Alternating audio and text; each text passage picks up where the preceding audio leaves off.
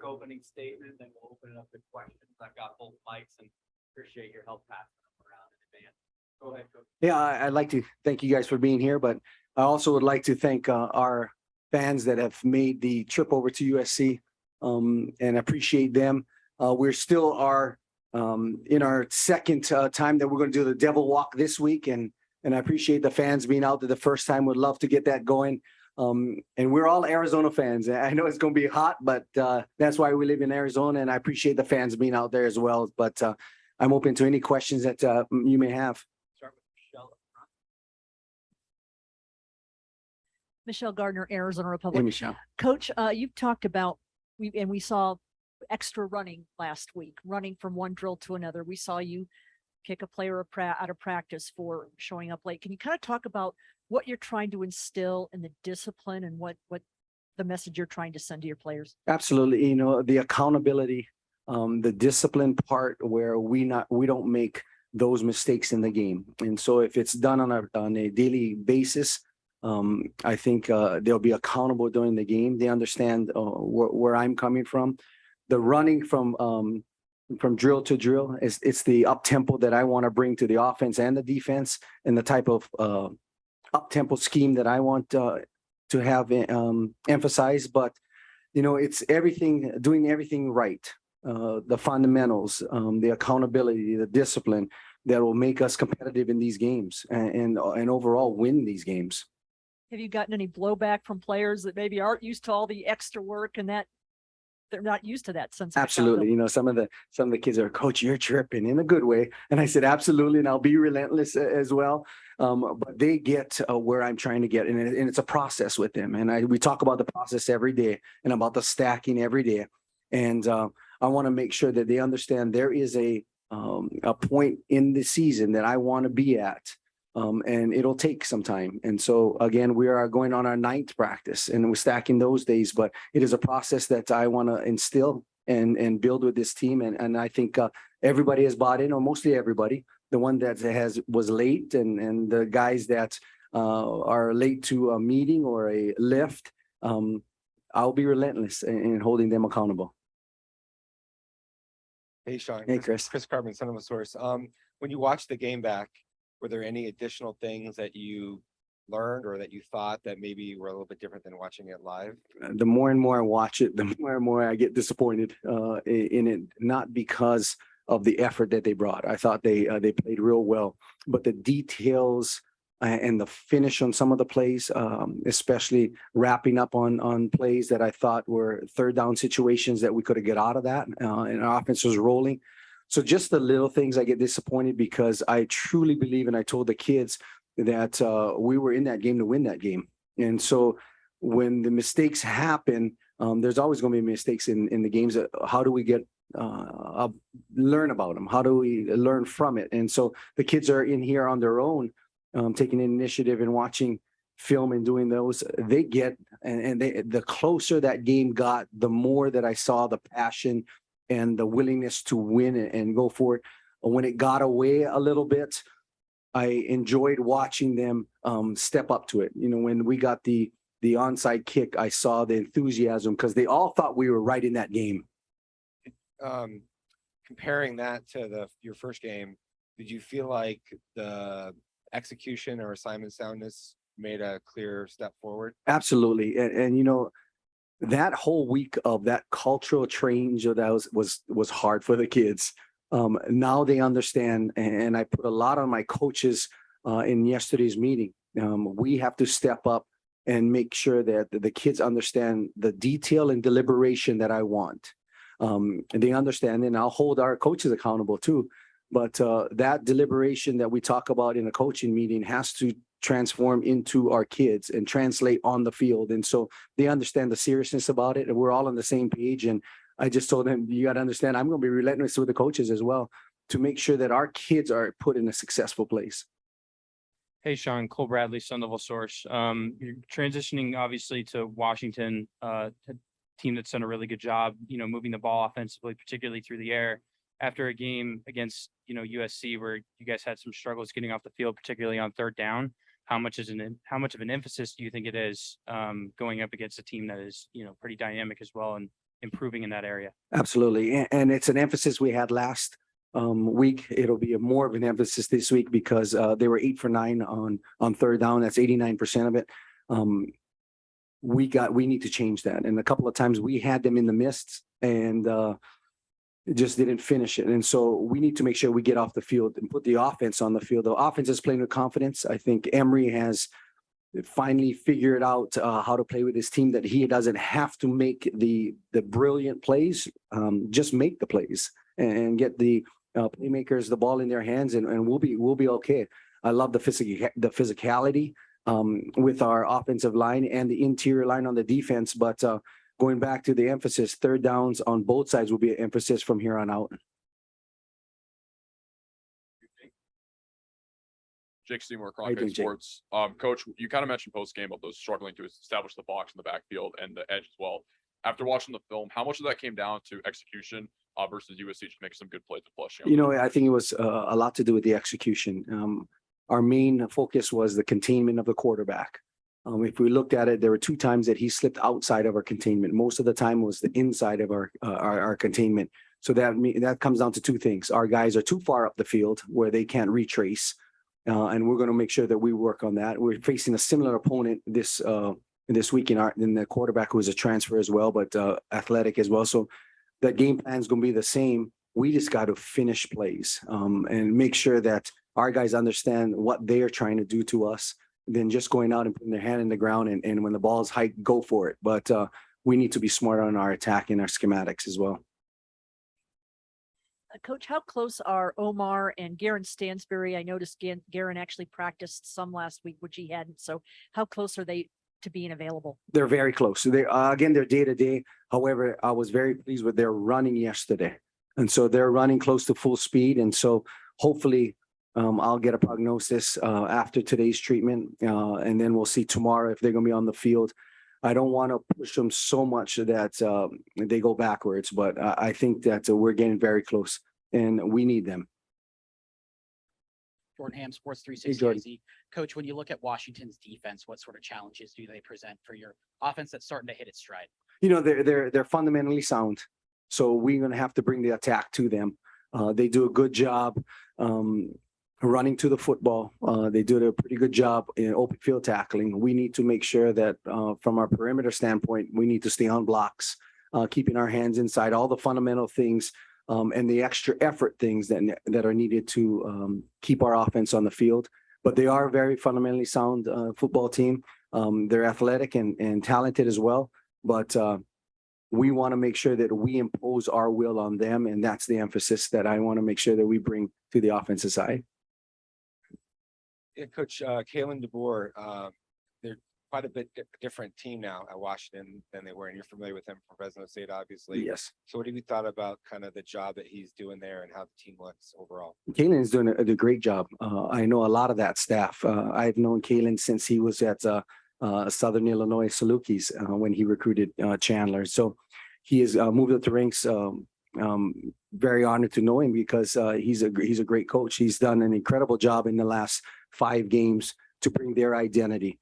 We're going to have to play mistake-free, error-free football to be in this game. Our kids understand what needs to be done, but we're going to have to stop the quarterback. They had a transfer running back as well. We're going to have to make sure that we contain him and then not give up the big plays. I think this quarterback loves to go vertical more than anybody else. And so we have to make sure that we do not give up those big plays. And Coach, I know you Mike. were talking about finishing plays and obviously making big plays, but offensively, the way you guys came out against USC is kind of going back and forth with them. What was your, overall thoughts on how the offense just came out to the game and their energy? The offense did well. They executed well, and that's the big part of it. You know, every team has schematics. Every coach has their own schematics. How well do you execute? I wanted to make sure that there was urgency. I wanted to make sure that we were in schematically making sure that we were successful early with Emory Jones' decisions. That was big for me.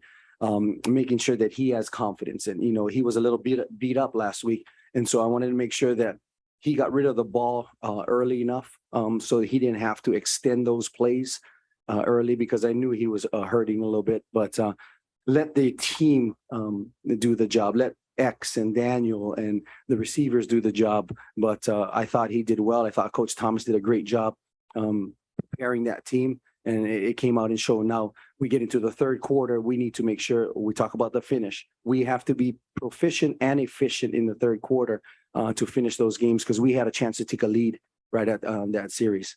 And then, yeah, to follow up on that too, the how they rebounded from the penalty, because I know it led, obviously it would have been first and goal, but Emory got the first and goal. That's a holding penalty. It leads to a field goal. But how did you feel that the offense's kind of attitude coming off the field was after that, just to stay in a positive?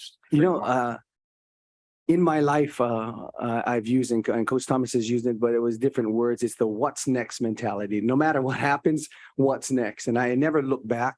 I'm trying to instill that mentality with our kids. If there's a penalty, if something goes wrong, there's a lot of things that are going wrong in the game. We move on to the next play. What's next for us to be successful in? And so there was a holding. Okay, let's go get that first down. If not, we'll kick the field goal. We're just fine. What's next in everything that we do? We can only control what happens in the future, not what's in the end. And so I want to instill to these kids that what's next mentality in everything that they do.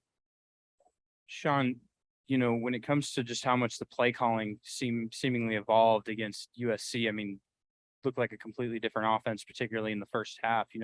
When it comes to Glenn's play calling, I mean, how much do you feel like you can build off of that moving forward, and how important is it to have a performance like that, especially against a top 10 team in the country? I have confidence in Glenn.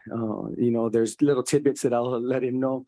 You understand that what my philosophy is, I'm going to be aggressive. There's no matter what. And so match my philosophy. Whatever you do from an expertise level that you feel comfortable our kids can do, you have to understand, you have to match my philosophy, because I'm not a guy that will sit back and wait. If that happens, then I'm not going to be real happy. So match my philosophy, do what you do. And he got the kids to respond. And so that's the mentality with all of our coaches, is to make sure that they understand my vision and the aggressiveness I want to bring to this team and the fun I want to bring to this team. And so that'll be matched on the defenses as well. Hey, Coach, no Furtado, son of Source. The offensive line was pretty good throughout the first half. There Yes. was a change in effectiveness in the second half, giving up 5 sacks to USC. That the defensive front, how much they did coming into that game, the different stunts and things of that nature may have been a concern. What were your takeaways from sort of the turning point or some of the changes that you saw that led to some of those sacks? We started to play from behind later in the game. And so again, like I thought in the Utah game, they understand we are in passing situations, so they're going to pin their ears back and come. I thought from a mentality standpoint, I liked our kids' mentality, but some of those plays dictates those guys bringing more pressure than usual because of the type of play or the type of scheme we have to go into when we're from behind. But the first 2 drives in that second half, I was not satisfied with, because one was 6 and out, and then the other one was 3 and out. We got into situations where we were not ahead of the chains. Everything that we've talked about. And so it's a learning process for our guys to understand when we come out of that locker room, it's a new half that we have to win. I defer on purpose. I defer the ball on purpose because I want to make sure that our offense gets the ball to set another standard in the second half and to come out and attack. And we didn't take advantage of that, especially when we needed to attack and take the lead. Now USC will be playing from behind, and then our whole game. And we had that ability to do that, and we didn't take care of that opportunity. I wanted to ask about the first half, because obviously this was probably the best first half you've played all season. Did you guys do anything different, or was it a matter of just the play calling, or what led to the success in the first half last week that we hadn't seen up to that? I think was the emphasis on the execution and doing your job. And then the excitement that the kids brought, I thought was tremendous. Hopefully you don't lose that excitement and focus going into the second half, because they're in a situation where we're in a dogfight now with one of the best teams in the country. And you got to understand that you earn the right to be here. Now, how do we go about finishing? And that's the process we talk about, from the accountability, all those little things. How do we get over that hump to finish the games? And so that's the process that I'm trying to build within our kids to understand that now it's the finish part. Everything from running from drill to drill, finishing on routes, finishing on how do we go about finishing in the game. I think they understand that. And I think you'll see better effort in practice, and in the practice has been good. But I think you'll see better effort this week just because they understand what we're trying to do. Coach, not sure if you were watching Sunday Night Football last night, but just wanted to get your reaction to Rashad White's first career NFL touchdown. Love it. I love it. And, when he jumped and got in, just seeing those kids have fun is my gratification, and doing well at the next level. And then what the heck is he doing kicking the football? But he's a talented, diversified kid. Oh geez,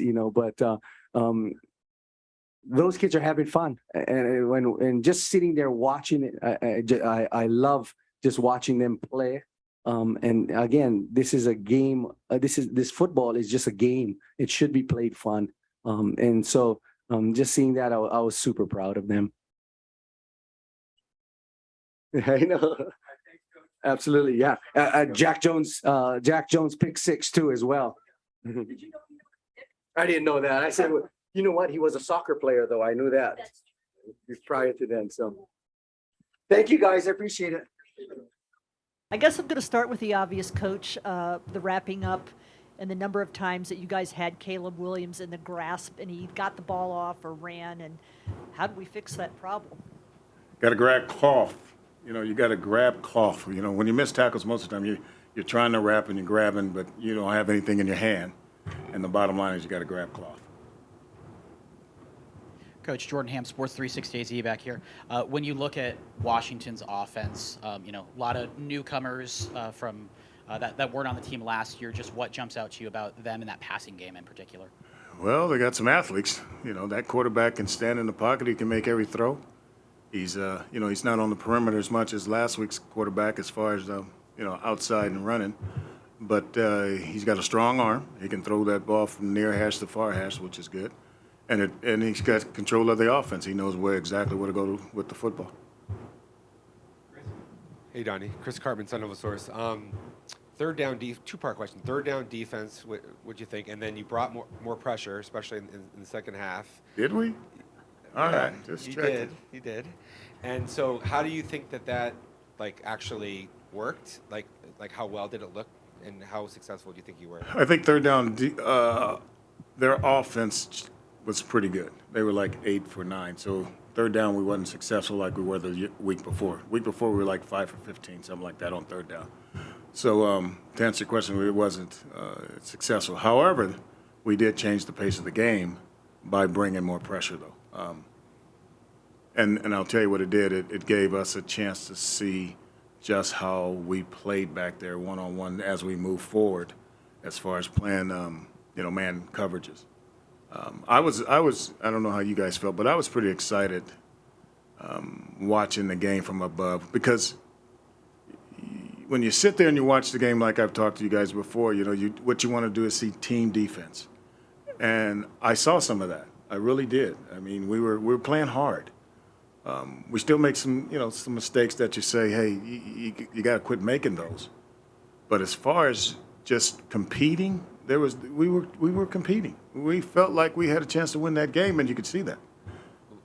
When you mentioned the man coverage and bringing more pressure, kind of dictating to the offense, when you're 1-4, does it kind of almost make sense that you would play even more aggressive, just as a nothing to lose mentality kind of? I don't ever believe that you got nothing to lose. I mean, you gotta be thinking about winning, So to be a little bit more aggressive, all you're doing is trying to change the tempo of the game, really. When you start bringing more pressure, that's really what you're doing. You're trying to change the tempo of the game, or you're trying to add another guy for the run, or you're trying to do 2 guys back there for the pass. Basically, that's all. That's how I see it. The second half, we tried to speed up the tempo, so to speak, when we start bringing more pressure. Hey, Donnie, Cole Bradley, Sun Devil Source. You guys have kind of been challenged by, some good quarterback play. Cam Rising, Utah, Spencer Sanders, Oklahoma State. Now you got, obviously Caleb Williams as well. Now you got Michael Penix Jr. at Washington. Can you just talk a little bit about You got him anybody else? We'll have to see, I guess. You got anybody else you want me to talk about? You named them all. But with him in particular, what are you seeing from him? Obviously, you talked a little bit about the arm. I think that's what I noticed from him more than the other guys. This guy can stand in the pocket and he can deliver the ball. I mean, he's got a strong arm, and you know where he's going to be at. He's going to be in the pocket. He can stand back there and deliver that throw all around the field, and he knows exactly where to go with it. And he's got some playmakers on the outside, and he's got a little running back that can do his thing too. So that's what I noticed from him compared to all the other guys. So how much of an emphasis you feel like it is with a guy who, like you said, sort of sits in the pocket and delivers the ball as opposed to, some two-way dual threat guys who can scramble? How much of an importance do you think it is to establish more of a sound pressure against a guy like that this week? When you get on that board and we start trying to draw these up, that's the first thing we better figure out how we keep him in the pocket. Number one, at least we know where he's at. And number two, you still got to make, when you start talking pressure all the time, you still got to think about the run too. So when you start bringing pressure, there's always a chance of run. Now, I know third down sounds like sometimes it's always going to be pass, but you still got to go through the situations as the 3rd and 1 to 2s, or the 3rd and 3 to 5s, and 3rd and 10s where they should be, throwing the ball. So you still got to think about run, but to answer your question, the biggest thing is making sure we know where he's at when we bring the pressure on the right situations,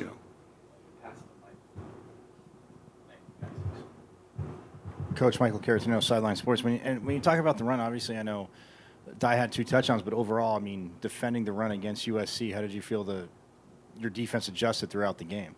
Well, let me think about that because, they had 23 runs in the first half. And I don't know if I think they had about 70 yards, something like that. I'm not sure. I think it was 70, somewhere in there. But to answer your question, you still got to be able to stop the run. And it's like anything else. As the game gets going and they keep running the football and you don't stop it initially, you're going to have a problem with it. Sitting here talking about the run, that's the first thing we put on the board is how we're going to stop it. And again, it takes 11 guys to the football, and sometimes 10 because the corners are out of it, and sometimes 9 because they're really out of it. So when I start on the board, the first thing I do is say, how are we going to stop this run? Now, sometimes they're better runners, and the biggest thing with us is when you miss tackles. You got guys there. You still got to wrap up the ball carry and tackle, just like you talked about. You got to grab cloth. There's so many times we just, guy run right through our arms and we got him. I mean, we're wrapped, we grab, and we don't grab cloth. So that's the biggest thing we talked about this week is grabbing cloth and wrapping up and getting more guys to the run. Oh yeah, I'm good. Huh? Come on, anybody? All right, Coach, that's it. Thank you. Wow. But you guys, let me stop. 'Cause there'll be a day. I can see there'll be a day. Off the hook, Coach. That's Thank right, you. I'm off the hook. Yeah.